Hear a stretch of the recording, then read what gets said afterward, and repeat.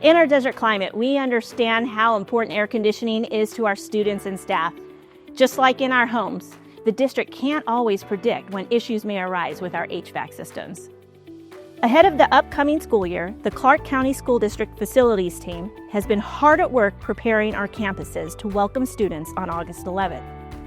This includes ensuring our students can count on air conditioning systems. In an effort to increase the reliability of HVAC systems, the Clark County School District invested $5 million this summer to replace critical components at 37 campuses across the district. That represents about 10% of CCSD schools. The sites were selected based on a number of factors, including the age of the HVAC system, work order history, and frequency of failures.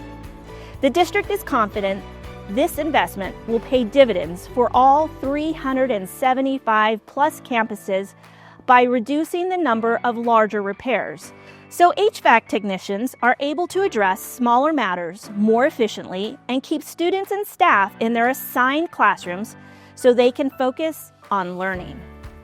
We look forward to welcoming our students to our campuses on August 11th.